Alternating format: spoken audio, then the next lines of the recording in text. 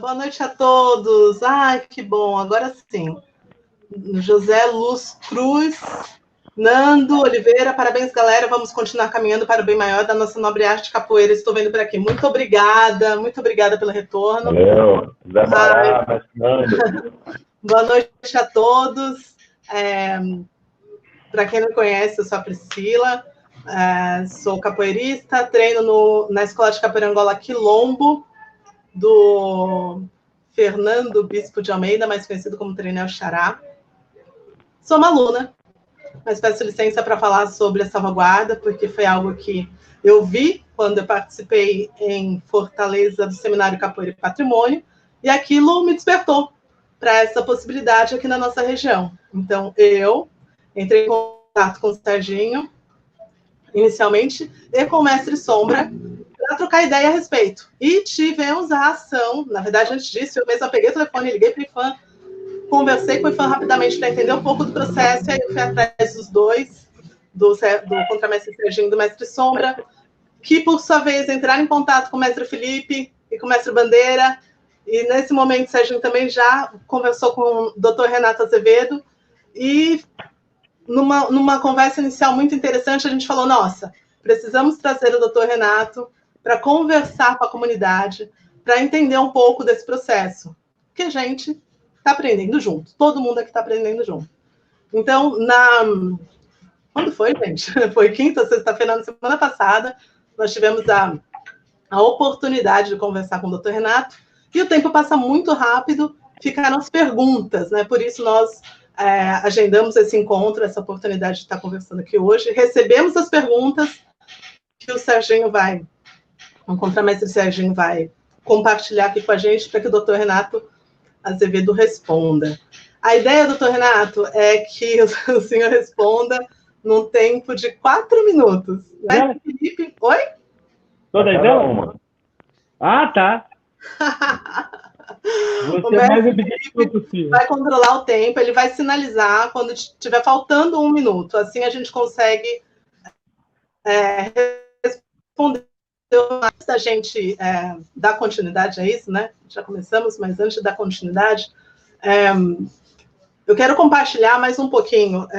Antes até de conversar com o contramestre Serginho, com o mestre Sombra, eu conversei com alguns amigos, né, que eu fiz lá no Ceará, quando eu participei desse seminário Capoeira e Patrimônio, no grupo de trabalho no GT Capoeira e Educação, com um resumo do meu livro Por que Capoeira.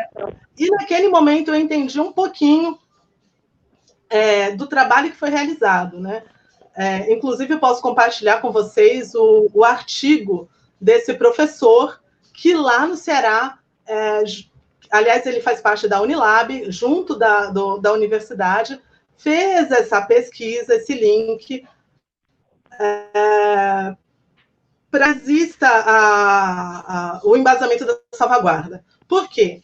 O Ceará tem uma particularidade que é muito parecida com a nossa, uma pequena particularidade, né?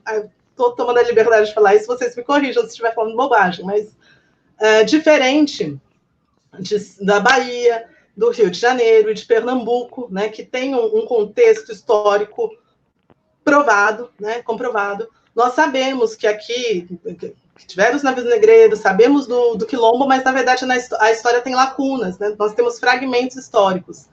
E talvez por isso, não sei se é essa a razão, mas o fato é que nunca teve ação de salvaguarda no estado de São Paulo. E isso eu ouvi, e o Serginho também, e o mestre Sombra também, do próprio IFAM. Né? Nunca houve ação de salvaguarda no estado de São Paulo. Então, a nossa ideia pelo menos o meu questionamento inicial foi por quê? Né? Enfim, precisava colocar um pouquinho disso tudo.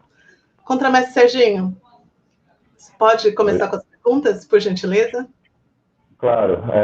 Bom, boa noite a todos e a todas.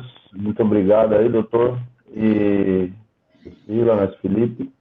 Essas questões elas foram elaboradas, né, dentro de uma conversa do grupo do WhatsApp. Então, eu vou ler aqui. Começando com a primeira pergunta, que foi da contramestra Kelly. Doutor, como devemos proceder para incluir a capoeira tradicional e capoeira contemporânea na salvaguarda? Primeiro, boa noite a todas e todas. Obrigado, mestre Kelly, mestre Kelly, pela pergunta. Eu vou ser bem objetivo. Só a pesquisa. Agora que começa, mestre Felipe. Desculpa, eu roubei o tempo. Então, me devolve 10 segundos. Mas é muito simples. Assim, a gente está buscando... eu acho que a Priscila foi muito feliz quando ela falou de lacuna. Tá? E nós vamos estabelecer com a vontade e o interesse dos capoeiristas da Baixada Santista, ou de Santos, ou do Litoral Paulista, uma pesquisa em que a busca da manifestação cultural capoeira é o maior interesse para integrar esse patrimônio cultural que já existe como capoeira na Unesco, que já existe como capoeira no Brasil, já falei anteriormente do Estatuto da Igualdade Racial, mas a salvaguarda especifica o que a capoeira representou para o território daqui. E só a pesquisa que vai estabelecer. Lembro que na outra conversa eu salientei que o IFAM já tem bem denso o que se trata da capoeira regional e da capoeira de Angola. Mas isso não vai impedir, muito pelo contrário, é a nossa fonte de pesquisa ir atrás de outras manifestações. Já que tudo é capoeira, qual foi a capoeira especificamente que foi e é jogada aqui? Considerando que a gente teve um momento da capoeira em que ela foi banida, ela foi proibida. E esse banimento, essa proibição, vai do século XIX até o meio do século XX. Então, esse é o nosso grande desafio. Lembrando que em São Paulo, a repressão foi mais forte porque a gente teve o café. O café que trouxe para cá uma quantidade inimaginável de escravizados. Tá? E essas histórias foram realmente bloqueadas, esquecidas, porque muitas das fortunas paulistas foram feitas do café, da plantação de café. Então, só este fato, que é um fato histórico, pode ter levado a capoeira como resistência, sim, mas como banimento dela em todo o território nacional. Então, o fato da gente estabelecer essa busca histórica vai ajudar não só a capoeira, mas também a história da participação dos negros no território paulista, no território do litoral paulista. Deu tempo, mestre? Tá Ótimo. Próxima pergunta, doutor. Também ainda da contramestra Kelly. Uma vez criada a salvaguarda da capoeira da Baixada Santista, não devemos mais nos preocupar com ela? Existirá uma manutenção? É muito feliz essas perguntas de Kelly, porque assim, existe sim. A salvaguarda... Começou agora? Ah, tá, beleza. A salvaguarda, ela tem uma manutenção. Ela tem uma manutenção mínima de pelo menos 10 anos. Quando a gente conseguir estabelecer com o IFAM, que é o IFAM hoje, a Casa da Salvaguarda, tá? Quando a gente estabelecer com o IFAM que existe a salvaguarda, tem uma legislação, que é o decreto 3551 de 2000, que estabelece no seu artigo 7º que são de 10 anos a fixação da salvaguarda. Essa proteção vai ter que ser renovada. É lógico que, como a gente vai contar uma história densa e como a gente vai ter elementos, é importante que essa manutenção seja sequenciada. A gente não deixa parar.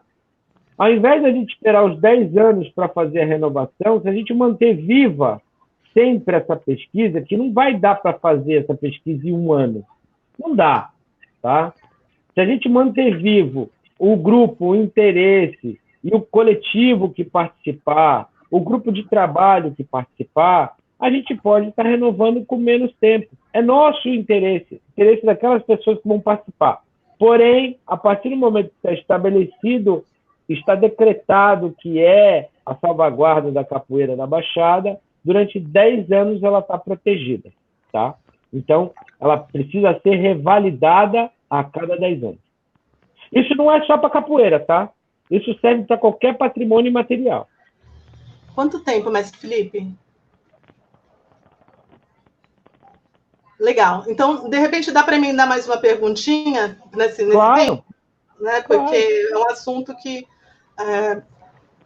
Ai, caramba, né? Elaborar. Você falou que é necessária a pesquisa, né? E que pode demorar quanto tempo? Não, não é que um pode ano, demorar. O áudio deu uma cortada, eu não consegui pegar. Não é que pode demorar. A pesquisa demora o tempo que demorar e que as pessoas entenderem que há uma salvaguarda. Vai passar por uma avaliação no IFAM se é ou não salvaguarda. Só no o momento IFAM pode avaliar. E o IFAM tem um grupo de mestres lá dentro do IFAM que está habilitado para poder fazer... O IFAM não está trabalhando sozinho. Existe um grupo de pessoas também lá dentro que são... No final eu vou falar sobre isso, porque eu fiz uma pesquisa. Existem 309 pesquisadores vinculados ao IFAM, sendo que 4 deles são de Santos. 309 pesquisadores de capoeira vinculados ao IFAM. 4 são de Santos. Mas isso, o que interessa para a resposta é o seguinte: a partir do momento que está vinculado, estabeleceu que se trata de uma salvaguarda da capoeira, essa salvaguarda dura durante 10 anos, ok? A salvaguarda dura durante 10 anos, não é a pesquisa. A pesquisa pode ter menos tempo, tá? A salvaguarda dura 10 anos e a cada 10 anos precisa ser revalidada. Quanto tempo, é o artigo 7º do... Tá, ok. Desculpa. Vou Tudo bem. acompanhar também. Eu recebi 20 segundos de volta. Beleza. Pode seguir? Pode. Essa é importante, ainda da contramestra Kelly. Como incluir o projeto de capoeira nas escolas na salvaguarda? Eu acho incrível. Essa pergunta é realmente a mais importante até agora, por incrível que pareça. Não precisa da salvaguarda para incluir a capoeira na escola.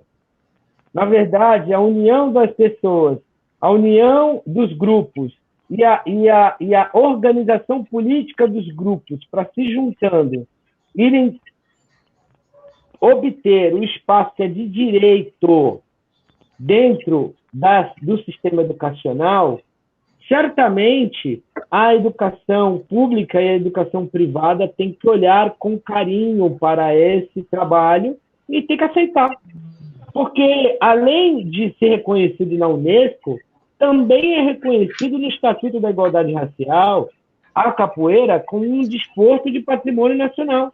Então, hoje, independente da salvaguarda, que vai fortalecer demais o fato da gente ter a salvaguarda, fortalece demais a entrada no sistema educacional, mas uma situação não depende da outra. Precisa efetivamente... Pode. Eu acho que foi importante falar, né, disso, da forma que você entendeu a pergunta. Foi importante essa resposta. Mas, olha, me ajudem, por favor, né? Não sei se a Kelly está participando aí.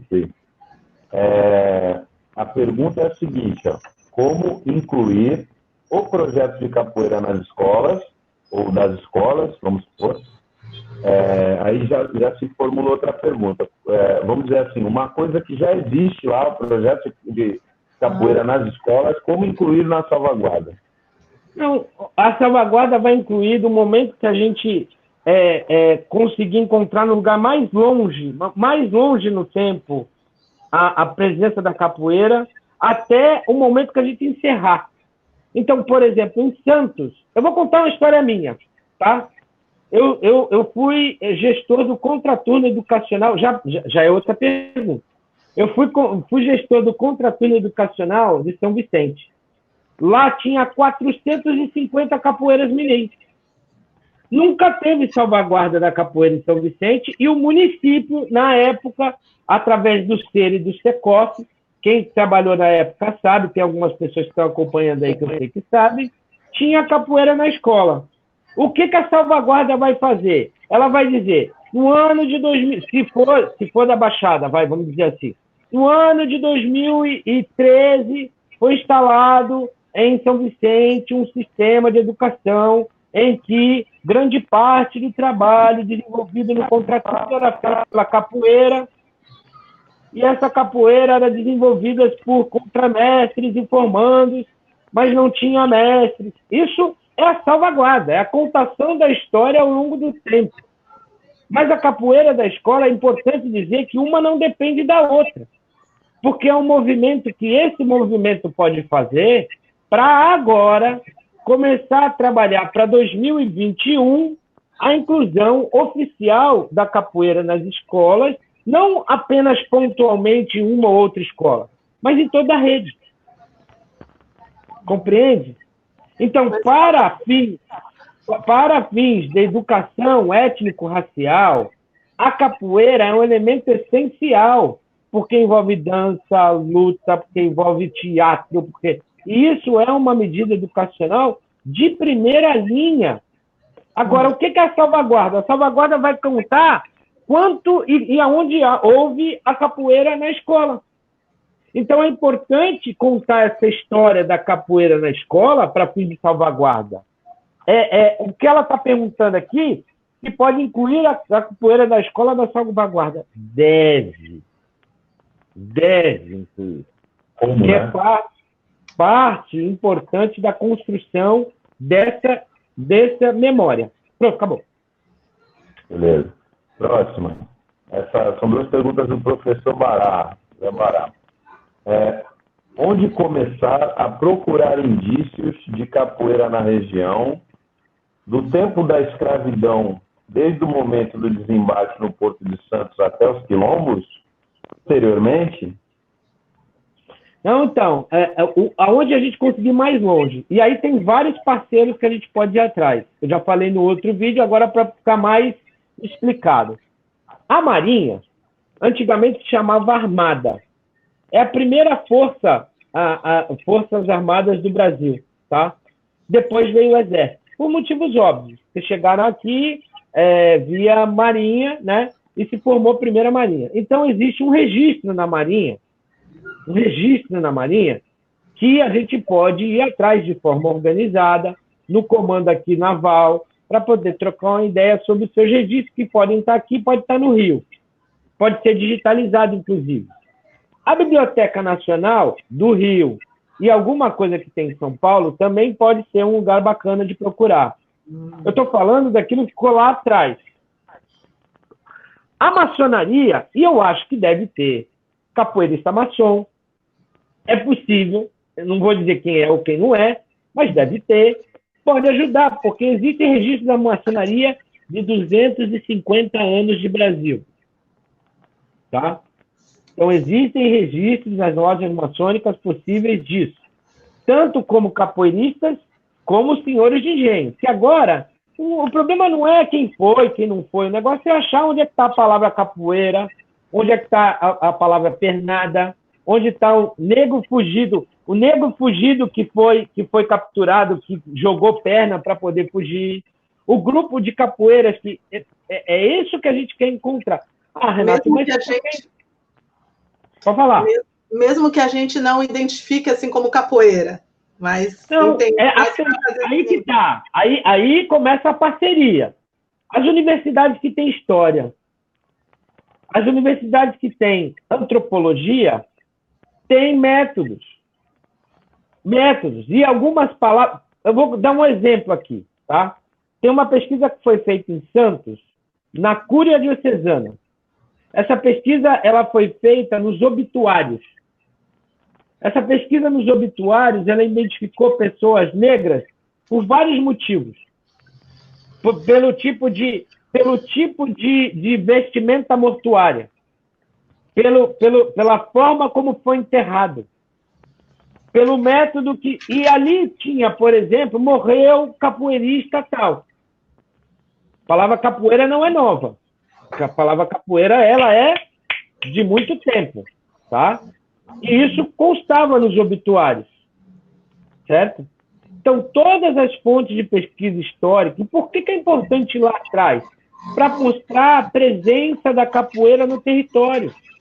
Entendi. Se a gente considerar que a presença da capoeira do território ocorreu, por exemplo, nesse momento do século XVII, do século XVIII, do século XIX, a gente começa a jogar a nossa salvaguarda lá para trás.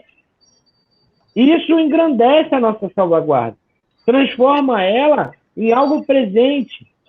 Houve uma fuga de capoeiras, um jornal antigo do século XIX, por exemplo. Houve uma fuga de capoeiras para a Baixada Santista, para o território de Santos, que não era Baixada Santista, o território de Santos, onde eles foram levados pela juventude para o mar. Não, essa pergunta é importante. Espera aí, mestre Felipe. Essa pergunta é super importante. Então, na biblioteca pública, na Curia Diocesana, na Marinha, na maçonaria, nos Acho que a gente teve um problema de universidades... conexão, pessoal. Só um minuto. Então, vamos para a quinta pergunta. A pergunta do professor Bará ainda. A pergunta é a seguinte. A pesquisa, né, parente dissertação Capoeiras de Valentões de São Paulo, do mestre Pedro Cunha, que é mestre em História também, historiador e mestre capoeira, pode colaborar com essa pesquisa e, consequentemente, com a salvaguarda da capoeira na nossa região? Olha, a primeira coisa é entender qual é a abrangência da pesquisa dele, porque eu nunca vi o livro, mas certamente deve citar o Porto. Citando o Porto, não só colabora, como é um ponto de referência importantíssimo para a gente utilizar. É mais um dos elementos, de um dos documentos, que a salvaguarda são documentos. Está dando para me escutar bem, né? Tá. É mais um dos documentos, dos elementos, documentos, jornais, fotos, filmagem. Lembrando sempre que, apesar da gente ir lá atrás, no tempo, a gente vai trazer até os nossos tempos. Então, num determinado momento, a gente vai passar por mestre Pastinha, mestre Bimba, em determinado momento, como referência. Em determinado momento, a gente vai encontrar a entrada de mestre Bandeira, a entrada de mestre Sombra. Em determinado momento, a gente vai falar sobre o mestre Curisco. Em determinado momento, a gente vai falar sobre os mestres atuais. Então, essa pesquisa, tudo vai depender do nosso plano de trabalho, aonde a gente quer chegar. Por exemplo, eu cito uma das questões que fala sobre 1830. Em 1830, na verdade, ainda tinha muita coisa que era escrita na Cúria Diocesana, que é a igreja. Tá? Quando eu falo Cúria Diocesana, são os arquivos da igreja. A igreja só parou de arquivar as coisas e se tornou arquivo público de 1835 para frente. Ok? Então, todos os documentos que fizerem referência à capoeira que envolver Santos, ou na abrangência, o litoral paulista, são importantes. Então, está me citando um livro que eu não li, tá? Mas na hora da pesquisa, alguém vai ler, e se lá tiver capoeira em Santos, está dentro. Beleza. Bom, vamos para a sexta. Essa pergunta é do Éder Carrasco. Como será a estrutura organizacional da salvaguarda após obter o reconhecimento? Bom, como será a estrutura da organização após obter os reconhecimentos, a gente tem que pensar antes, não após. A ideia agora não é pensar depois. Porque o depois vai ser muito da estrutura que a gente construir agora. Precisa de um plano de trabalho em que a gente vai estabelecer quem vai ser, por exemplo, o conjunto de mestres daqui que vai validar a pesquisa. Quem vai ser, por exemplo, o historiador. Quem vai ser, quais vão ser os grupos, as ONGs, as rodas de rua parceiras nesse intento. Qual é o trabalho que cada um vai fazer? E aí, eu reforço o que eu falei anteriormente, que a gente, desde já, qual tudo que a gente vai fazer. Por exemplo, não tem escola em 1830, não tem escola em 1902, mas tem organizações de capoeira que faziam esse tipo de trabalho. Então, quem vai fazer historiografia? Qual é a universidade que vai ser parceira? Quais são as entidades do poder público? Isso é feito antes até de buscar parceria com o poder público. Não dá para a gente buscar parceria com o poder público sem fazer essa organização primeiro. Fala, Priscila. E os capoeiristas nesse processo de pesquisa, doutor Renato? Não só vão ser extremamente essenciais, como podem dar elementos de como existe esse processo nas capoeiras deles. Por exemplo, pode ter a associação de capoeira que guarda essa história. E existem, por exemplo, capoeiristas que são historiadores, como esse último que a gente falou aí.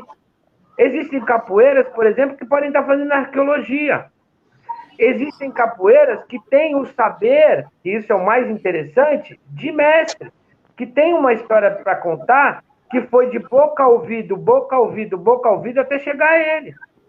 Existem cantigas que estão dentro das rodas, que são antigas. Então, tudo isso, os capoeiristas vão... uma vez com você, Priscila, eu vou abrir aqui para a roda para a gente poder pensar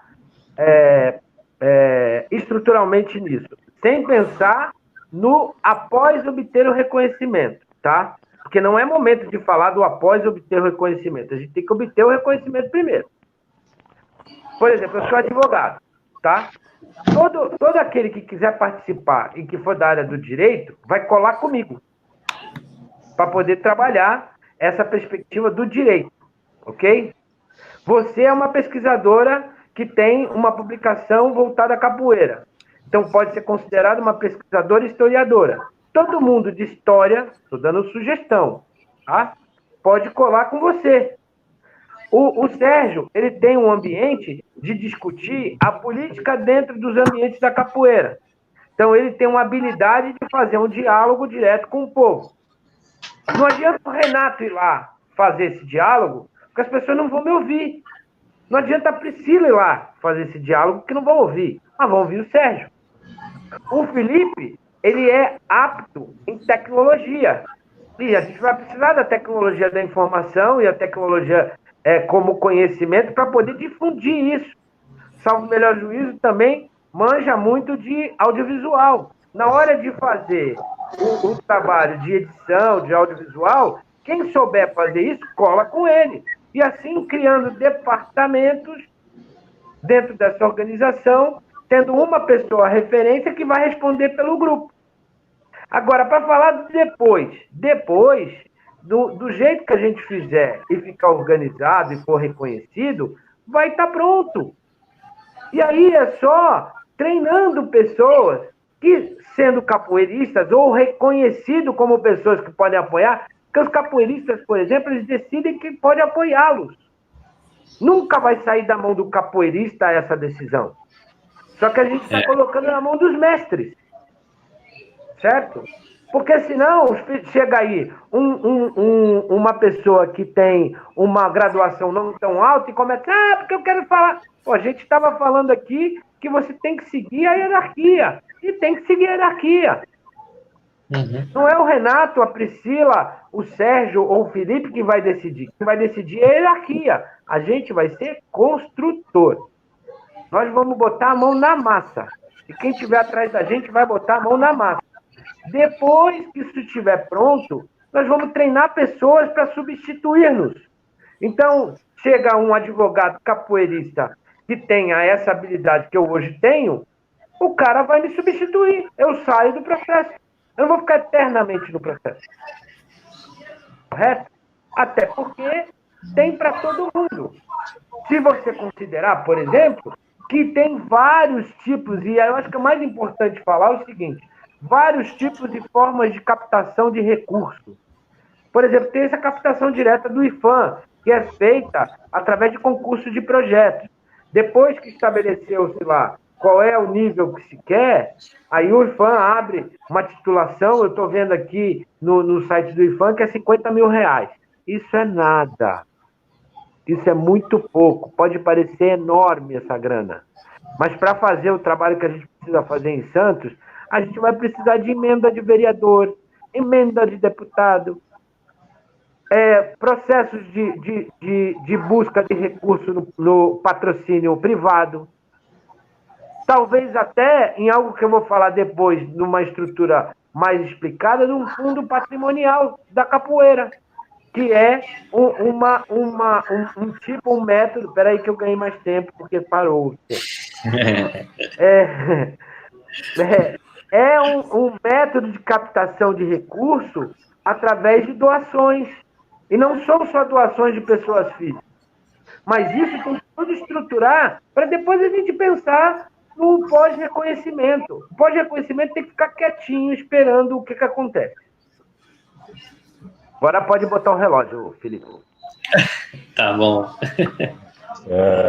Eu vou citar aqui, né? Não poderia deixar de citar uma sugestão, né? Uma observação, que é uma sugestão do mestre Barão, né? Que está lá em Portugal. Ele deu uma sugestão de pesquisa de indícios da capoeira em Santos, no caso do Valongo, de 1811 a 1831. Talvez até vá de encontro com da pesquisa de dissertação do mestre Pedro Cunha, né, que cita os valongueiros e quarteleiros, mestre de marcas aqui da cidade. É a mesma época de pesquisa do método Cunha. Olha aí um ponto de referência bacana para começar. Na verdade, é isso mesmo. Lembra que a gente estava falando na outra live, falou extensivamente agora? A gente tem que pensar onde é que a gente vai mais longe.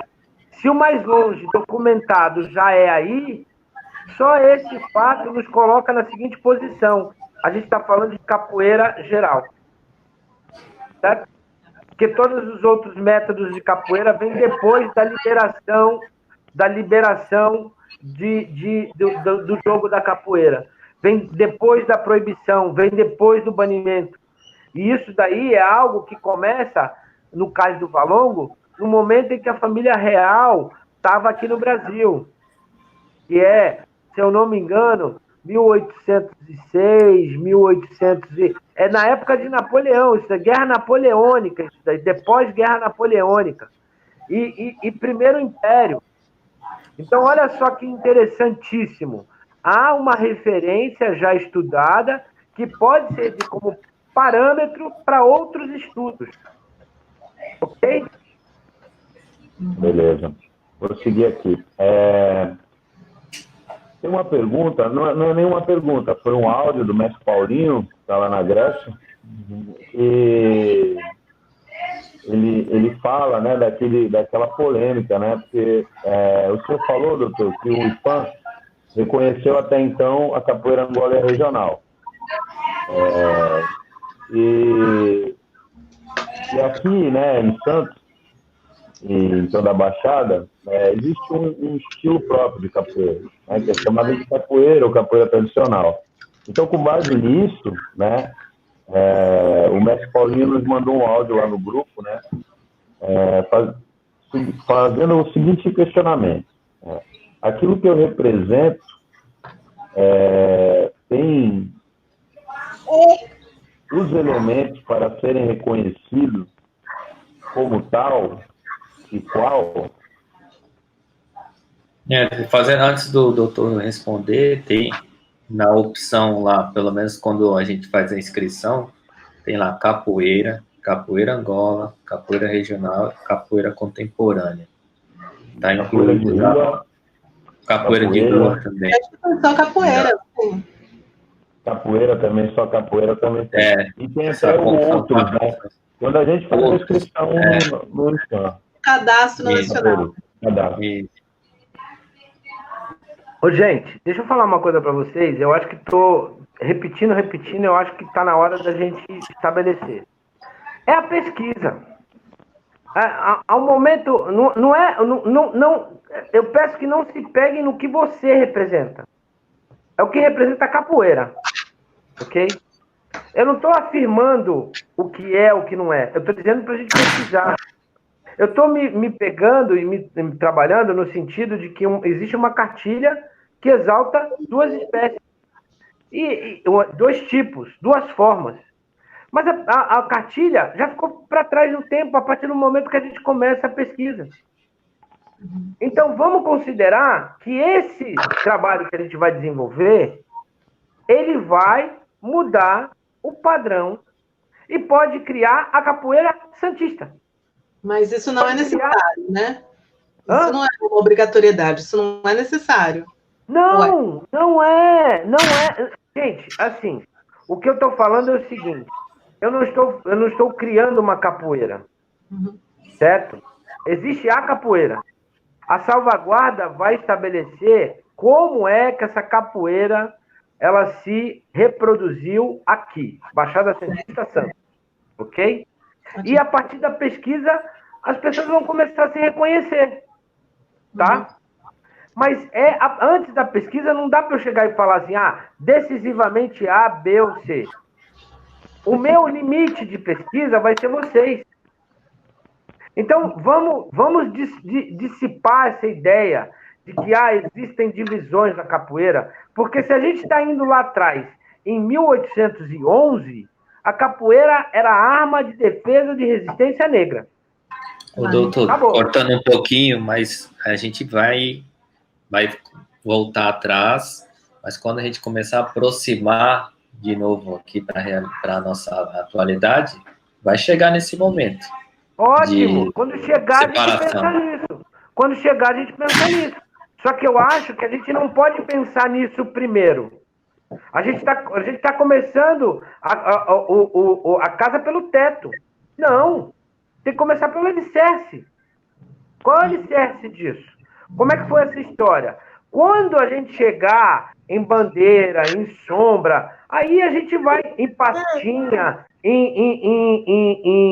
bimba, a gente vai se preocupar com isso, certamente.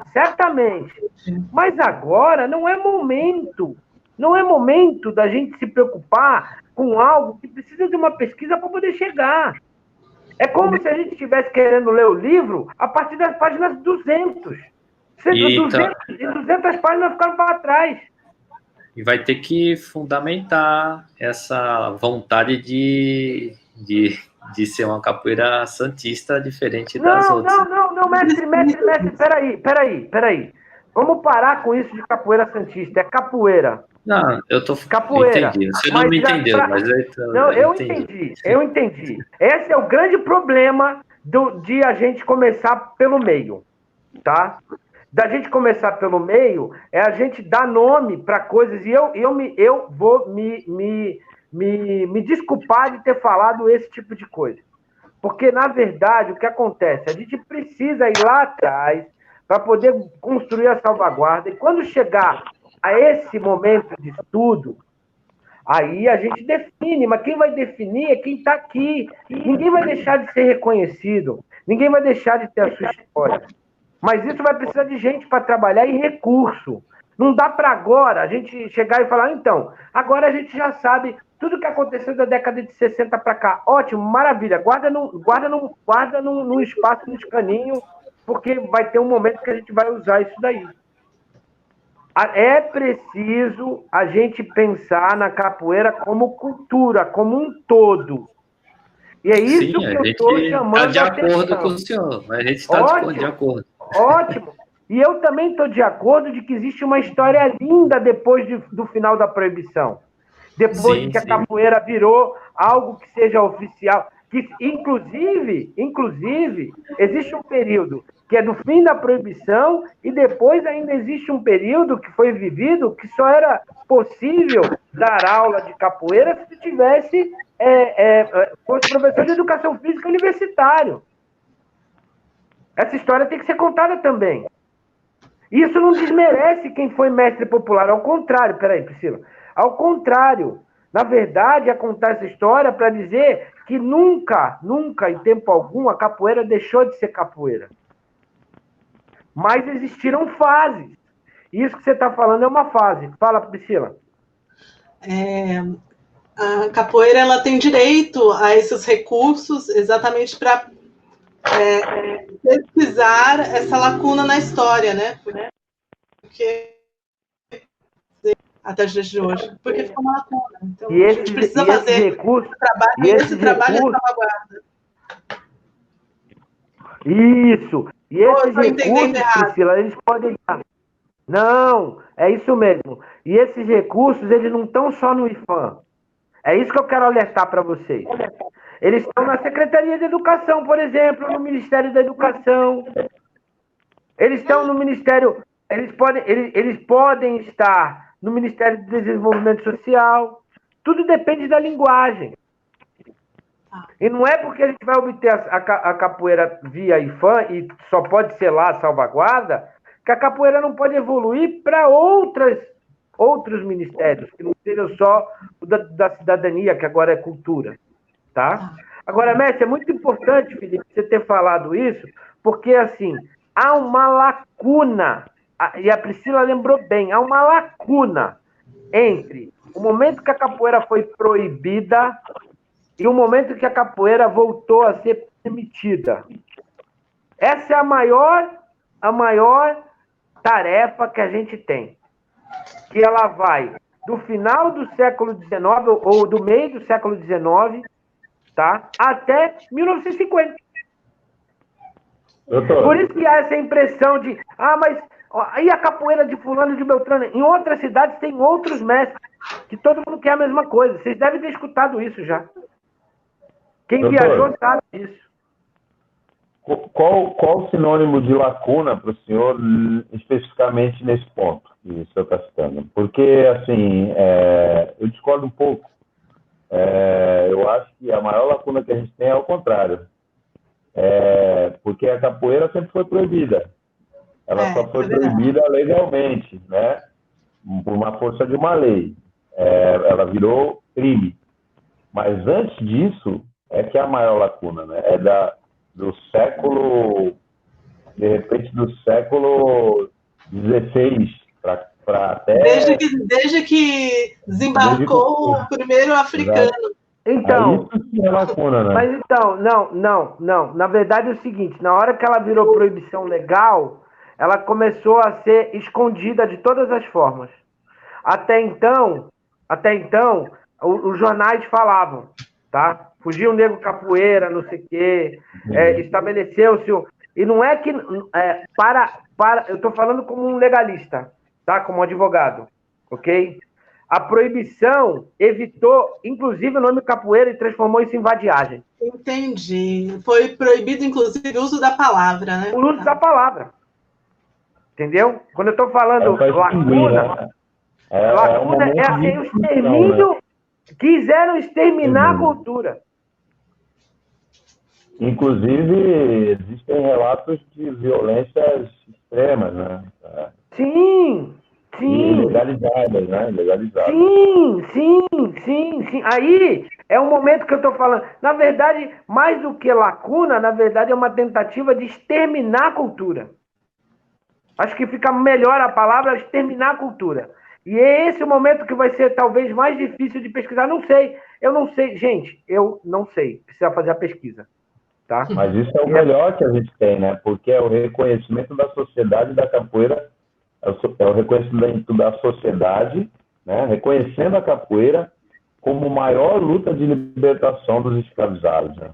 Eu acho que você além disso, assim, a única forma de resistência em que o negro pôde efetivamente lutar, porque existiram outras, por exemplo, que foi o suicídio. Era uma forma de luta. A fuga era uma forma de luta. A formação de quilombo era uma forma de luta. Mas a única que realmente foi uma forma de luta efetiva, para a minha esposa, uma forma de luta efetiva para que houvesse o uso da arma capoeira, foi nesse momento. Tá? A capoeira foi realmente uma arma de combate à escravização. Inclusive, depois utilizada pelo próprio sistema, né? Mas vamos seguir. Eu acho que cai por terra a pergunta 8, né, que é, já se não temos os elementos, como que eu posso representar de maneira autêntica, defendendo o que eu defendo, então já foi respondido. A pergunta 9 é o seguinte, né? O primeiro passo para que tenhamos argumentos para cobrar um investimento por parte do governo não é reconhecer a capoeira como patrimônio cultural dentro da cidade através de uma lei municipal específica, a do mestre Cabrito, né? Não foi uma pergunta, mas foi uma colocação dele. Não, porque ela já é um patrimônio nacional. E se está em sede de lei federal, já atende a toda a federação. O que eu acho que poderia utilizar é o seguinte, e aí vem aquela história de transformar a capoeira em um elemento de educação, em um elemento de tratamento terapêutico, tá? Então, no município, poderia-se lutar pela instituição da capoeira na escola ou uma capoeira para desenvolvimento humano dentro do sistema educacional e dentro do sistema da assistência social.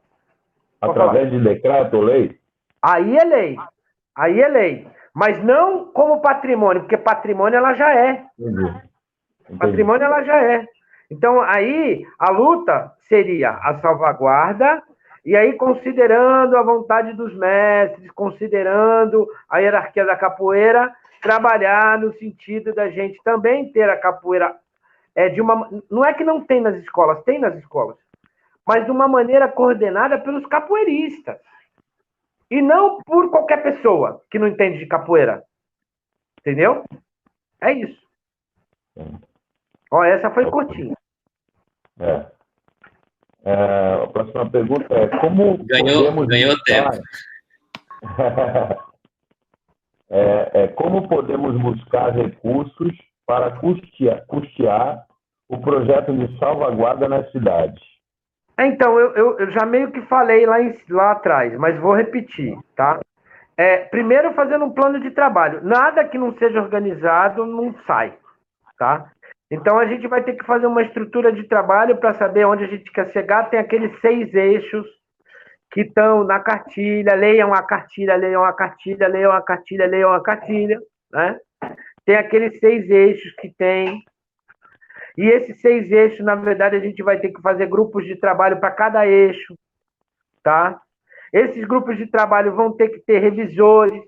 Esses revisores e tudo isso, inicialmente, vai ser voluntariado, porque não tem como pagar as pessoas para fazer isso. E aí a gente vai ver quem é que vai fazer o quê. Só que depois disso pronto, a gente pode apresentar para o IFAM, para ele abrir um concurso de projetos, para que associações do terceiro setor se habilitem para poder fazer isso, sempre acompanhado dos capoeiristas locais, tá? E alguém pode vir lá do interior do Paraná para poder ganhar o concurso de projeto aqui. Pode. Dependendo do despreparo que a gente tenha do pessoal daqui. Por isso que eu estou, mais uma vez, falando a necessidade da gente se preparar antes de entregar isso tudo para o IFAM. Porque na hora que ele ligar a chave... Pode falar, Priscila.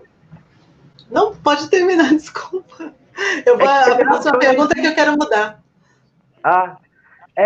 Que na hora que a gente entregar isso tudo para o IFAM, ele abre um concurso de projetos e aí está livre para as pessoas efetivamente participarem. Só que tem outros métodos, outros meios, que vão ter que ter a nossa organização política da capoeira para poder ter emenda parlamentar. Já tem emenda parlamentar em Santos para capoeira, que é o Festival de Capoeira. Tem que ter outras. Emendas parlamentares do municipal, de vereador. Por que não? O orçamento público, eu estava falando do orçamento público da educação, é possível, de uma maneira estruturada, explicando para a Secretaria de Educação o que você quer fazer, que tenha um pedaço do orçamento público para poder fazer isso. Aliás, a capoeira entra dentro das possibilidades da Lei 10.639 de 2003, que é a obrigatoriedade do estudo da África e da participação do negro. Nunca houve um orçamento dedicado na cidade de Santos para esse tipo de trabalho. Está na hora de haver. E ele não doutor, mas essa verba do vereador, é de livre provimento, né? Como amigo, a gente... vamos dizer assim, ela pode o nosso grupo vereador... apolítico consegue... Não, nenhum movimento é apolítico. Nenhum movimento é apolítico. Nenhum movimento é apolítico. Eu digo que não esteja vinculado a nenhum partido ou político específico, entendeu? Sérgio. Como que a gente vai fazer com que o vereador disponibilize verba? Sérgio, nenhum movimento é apolítico, ok? Nós não estamos falando de partido político. Eu estou falando de política pública. Não, sim. É diferente. Política pública é quando a população indica, através de seus grupos, de suas manifestações, através dos conselhos de direito. Conselho de direito da comunidade negra, por exemplo, é uma entrada. Conselho da educação é outra entrada. Os próprios mestres de capoeira se juntando para fazer isso. As associações de capoeira, os capoeiristas, são entradas. Não, eu entendo perfeitamente e concordo, doutor. É que, assim, quero saber se existe algum meio legal de diversidade, por exemplo, para essas verbas serem investidas, e existe algo que diga que alguém ou, de alguma maneira, essas verbas do Legislativo têm que trabalhar a cultura de maneira... Entendeu? Ô, Sérgio, não está tendo a disputa em Santos da instalação da estátua de Iemanjá, Sérgio? Sim. Então, uma salvaguarda da capoeira tem menos importância do que a estátua de Iemanjá? Não, mas a pergunta é, de que maneira a gente pode cobrar isso, né?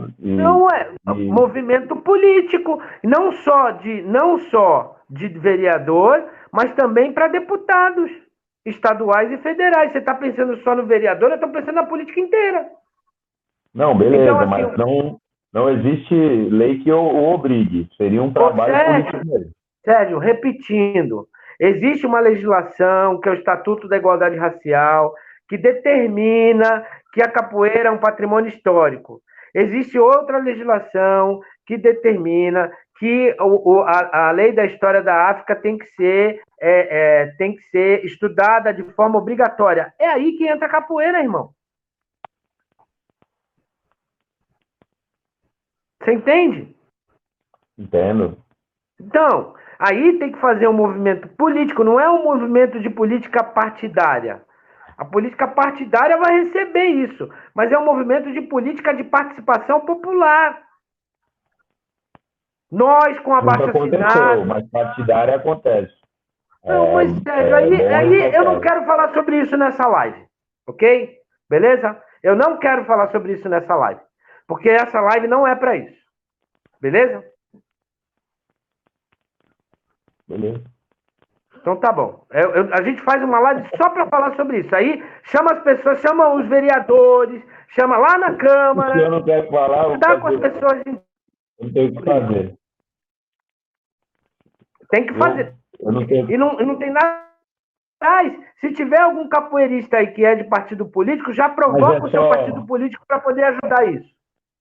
Mas é só um assunto, não é citando nome ou nenhum projeto, é só o assunto em si, porque é uma realidade nossa da capoeira.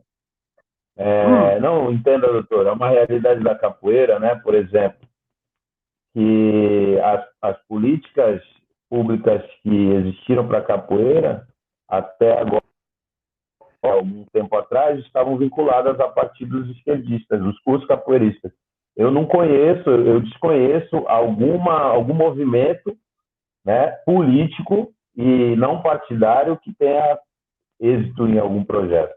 Mas era só um comentário. Eu conheço. Tem uma série de, inclusive a própria Priscila foi lá no Ceará, aquilo é um movimento político. Tem outros aí que... Então, dá uma olhada no site do IFAM que você vai ver. Tem um monte de cidades que faz movimento político para capoeira. O que está faltando em Santos, talvez, é se organizar de uma maneira em que não fica atrelado a um partido político e fazer pela capoeira. É disso que eu estou falando, de Santos e região mesmo. Ah, então, pois é. Não, mas eu estou falando do Brasil inteiro. Não, beleza. Eu estou falando do Brasil. Existem exemplos no Brasil. Você falou que não existe. Existem exemplos no Brasil inteiro que fazem isso. Eu falei que não existe em Santos. Só. Não, então, pois é, mas existe no Brasil. Ó, quer ver um movimento político na Baixada Santista que se desenvolveu com base na capoeira? Afroqueto. Não tem partido político lá. E se desenvolveu. Eu acho que a gente precisa, parar com a perspectiva de que, fulano conseguiu, eu não consigo. Não, você tem que ir lá para tentar.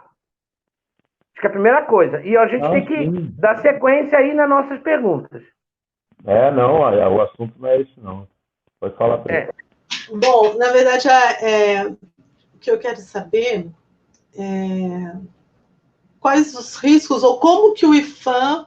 Existe o risco do IFAM não reconhecer?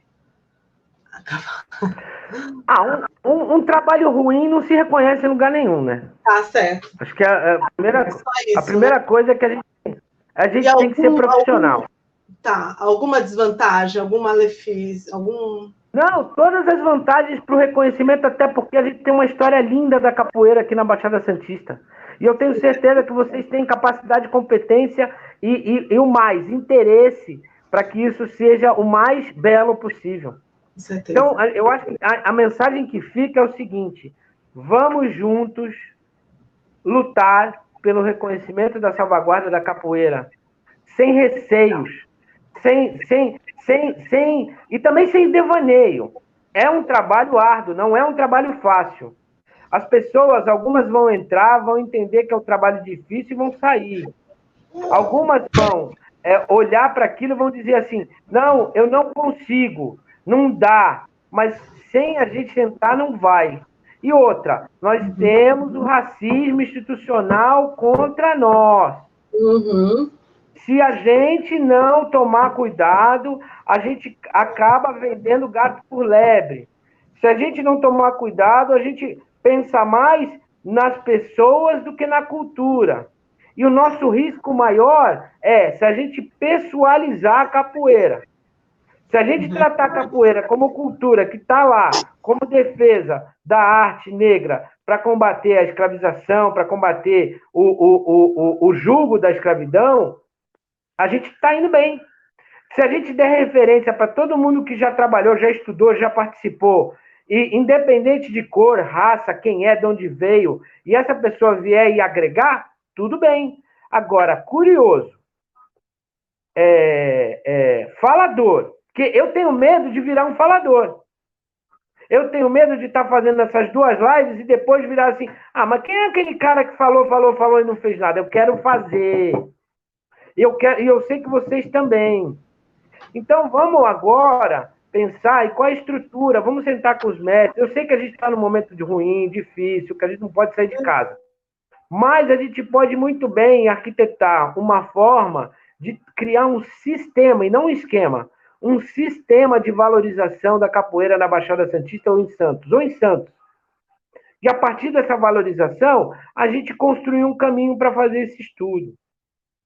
Gente, eu queria, sinceramente, me colocar super à disposição. Isso vai gerar debate, isso vai gerar, no futuro, vai gerar gente que quer participar e pode, quer participar e não tem tempo, e quer participar e não pode. Isso vai acontecer, todo ser humano é assim. Agora, eu queria dizer o seguinte: eu estou muito orgulhoso de fazer parte desse quarteto, que a gente, desde que se encontrou, discutimos, brigamos, falamos, mas todo mundo tem um pensamento só: valorização da capoeira. Isso aí. Da capoeira nesse território. E agradecer muito a vocês essa oportunidade. Muito obrigada, doutor Renato. Muito obrigado. Muito obrigada, Serginho, Felipe. Muito obrigada a todos. Obrigado. Especialmente quem ficou com a gente até agora. Seguimos em contato, muito trabalho pela frente. Obrigada mesmo. Tchau, gente. Valeu, Serginho. Tchau, Felipe. Tchau, Priscila. Um abraço, pessoal. Cuidado com o corona. O corona tá aí. Se cuida. Um abraço. Um abraço. Valeu, gente.